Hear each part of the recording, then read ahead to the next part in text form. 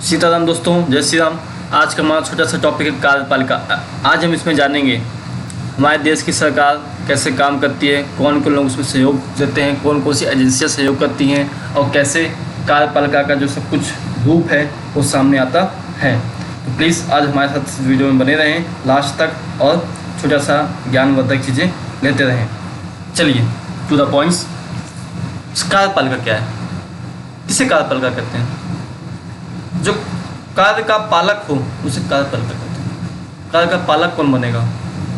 वैसे तो आप ही हैं, आपके द्वारा ही सब कुछ होता है। आप जिनको चुनते हैं वोट के द्वारा वही सब कुछ संभालते हैं। देखिए, सरकार के प्रधान और उनके मंत्रियों को राजनीतिक रूप से कार्यपालिका कहते हैं और वे सरकार की सभी नीतियों के लिए उत्तरदायी होते हैं।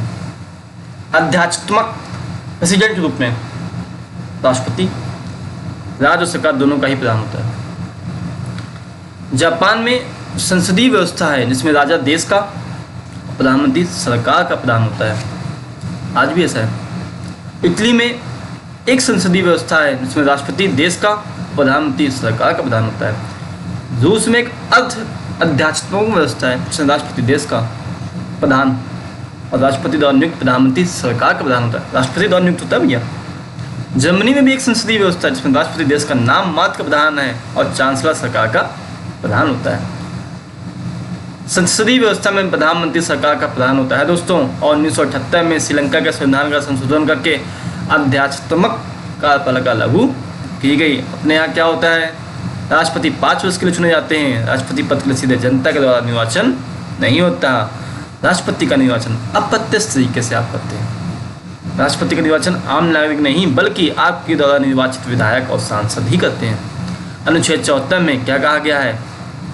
74(1) राष्ट्रपति को सहायता सलाह देने के लिए एक मंत्रिपरिषद होगी जिसका प्रधान प्रधानमंत्री होगा और प्रधानमंत्री का कर्तव्य है कि राष्ट्रपति द्वारा मांगी गई सभी सूचनाएं उसे प्रदान करें।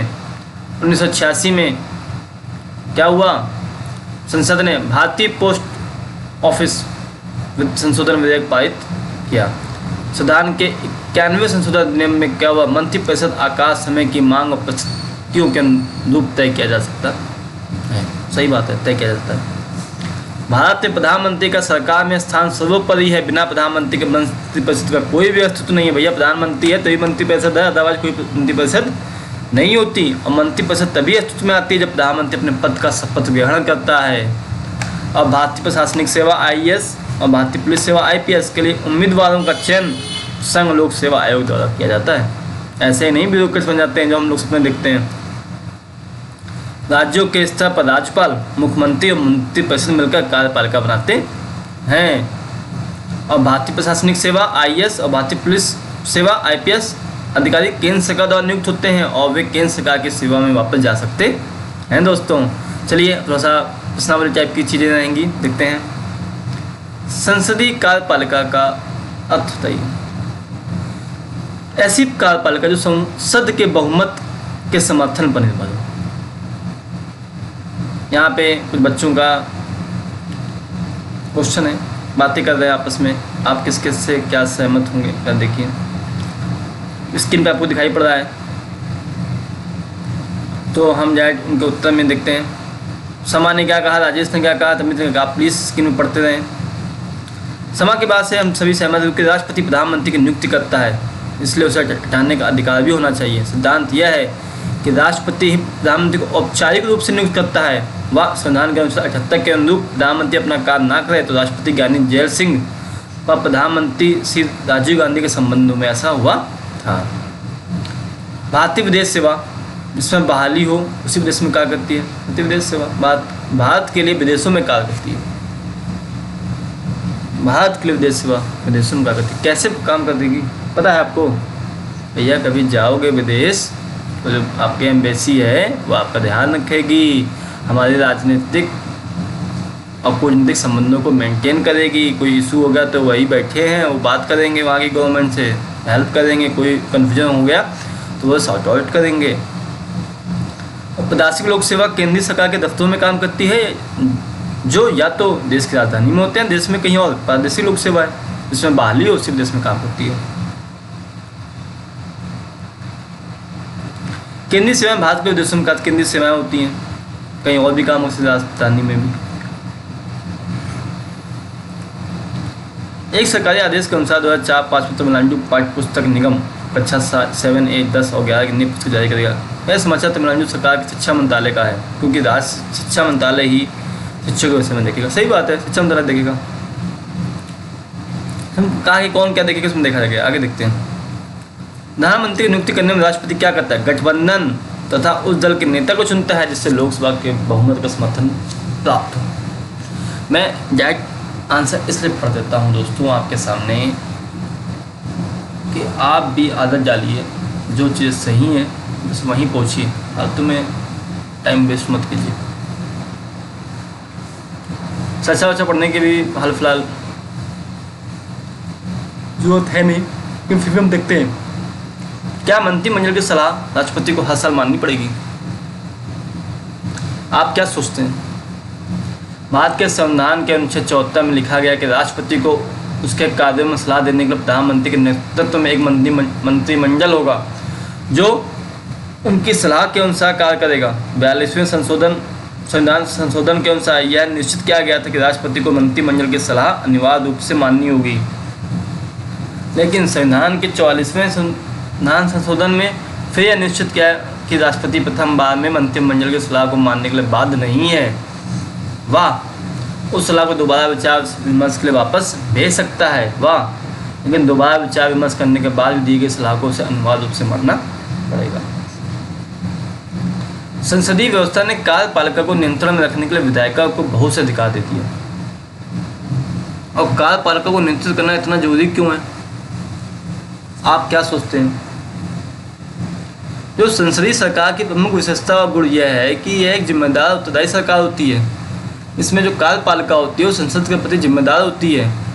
दोनों में गहरा संबंध होता है।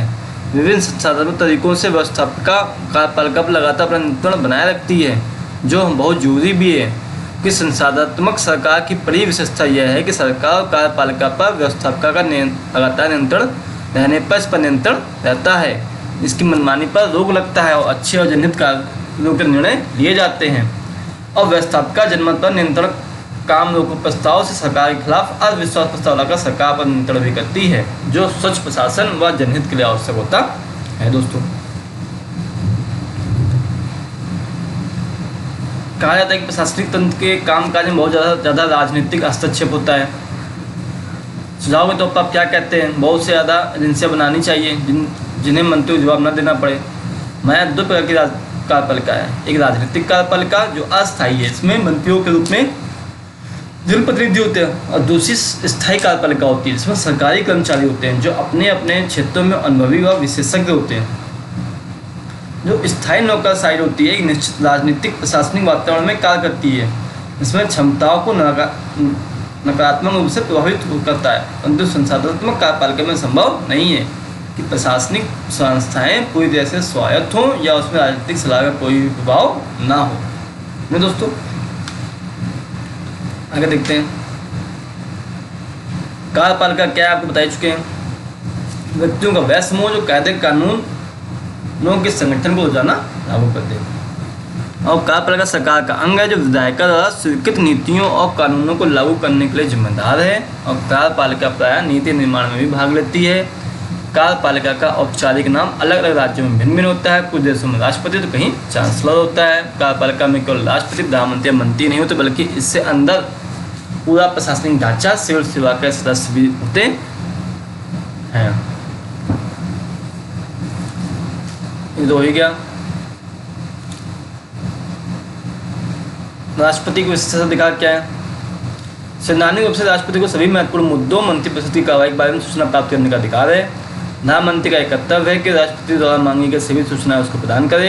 राष्ट्रपति प्रायः प्रधानमंत्री को पत्र लिखता है और जिसकी समस्याओं पर अपने विचार व्यक्त करता है। और भारत में राष्ट्रपति के विशेषाधिकार क्या है? राष्ट्रपति मंत्रिपरिषद की सलाह को लौटा सकता है, अपने निर्णय पर पुनर्विचार करने के लिए कह सकता है। ऐसा करने पर राष्ट्रपति अपने विवेक का प्रयोग करता है।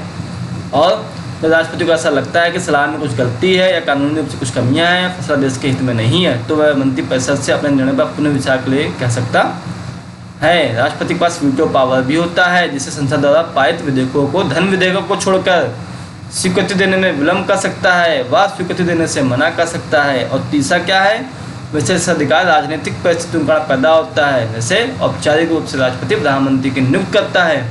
समानतः अपनी संसदीय व्यवस्था में लोकसभा के बहुमत दल के नेता को प्रधानमंत्री के रूप में नियुक्त किया जाता है, इसलिए उसकी नियुक्ति में राष्ट्रपति के विशेषाधिकार का कोई प्रश्न ही नहीं उठता है। भैया उपराष्ट्रपति के बारे में आ जाओ। चुनाव कैसे करते हैं, किस प्रकार उनको पद से हटाया जाता है। उपराष्ट्रपति का चुनाव 5 वर्ष के लिए होता है। राज्यसभा का अध्यक्ष होता है सभापति, उसको भी उसी तरह चुनते हैं जैसे राष्ट्रपति को चुनता है। केवल अंतर इतना है कि निर्वाचक मंडल में राज्य विधानसभाओं के सदस्य नहीं होते दोस्तों। उपराष्ट्रपति को हटाने के लिए राज्यसभा को अपने बहुमत से इस आशय का प्रस्ताव पास करना पड़ता है और उस प्रस्ताव पर लोकसभा की सहमति लेनी पड़ती है। उपराष्ट्रपति राज्यसभा का पदेन अध्यक्ष होता है और राष्ट्रपति की मृत्यु, त्यागपत्र, महाभियोग आ जाने पर किसी भी कारण से पद रिक्त हो जाए राष्ट्रपति का, तो भाई साहब कार्यवाहक राष्ट्रपति का काम करते हैं। वही हो गया। संघ लोक सेवा यूपीएससी के कार्य क्या है दोस्तों। संघ लोक सेवा आयोग एक संवैधानिक संस्था है जिसका मुख्य कार्य अखिल भारतीय स्तर व केंद्रीय स्तर की सेवाओं के लिए पदों की सेवा शर्त तय करना, परीक्षाओं का संचालन करना, साक्षात्कार करना, विभिन्न पदों के लिए उम्मीदवारों की सिफारिशें करना है। और उनका मुख्यालय नई दिल्ली में। आईएएस भारतीय प्रशासनिक सेवा, आईपीएस भारतीय पुलिस सेवा। सिविल सेवा आयोग कितने प्रकार की होती है दोस्तों, 3 प्रकार की होती है। अखिल भारतीय सेवा, भारतीय प्रशासनिक सेवा कहलाती है, भारतीय पुलिस सेवा, केंद्रीय सेवा, भारतीय विदेश सेवा, भारतीय राजस्व सेवा, प्रांतीय सेवा, बिक्री का अधिकारी। राजनीतिक हस्तक्षेप से नौकरशाही राजनीतिज्ञों के हाथ का खिलौना बन गए हैं। कैसे, इस बात में तो आप खुद ही आंसर दे लेंगे, मुझे पक्का विश्वास है। कैसे नियुक्त करता है, हो गया। वीटो पावर और निषेधाधिकार क्या है ये देख लेते हैं। राष्ट्रपति के पास वीटो की शक्ति निषेधाधिकार होती है जिससे वह संसद द्वारा पारित विधेयकों पर, केवल धन विधेयकों को छोड़ के पॉइंट नोट कर लीजिएगा, स्वीकृति देने में विलम्ब कर सकता है या तो स्वीकृति देने से मना कर सकता है। और संसद द्वारा पारित प्रत्येक विधेयक को कानून बनने से पूर्व राष्ट्रपति की स्वीकृति के लिए भेजा जाता है। राष्ट्रपति चाहें उसे संसद को लौटा भी सकता है। दोस्तों आप हमारे साथ बने रहे कार्यपालिका में। आप सभी का बहुत ही बहुत धन्यवाद और जय हिंद, जय भारत।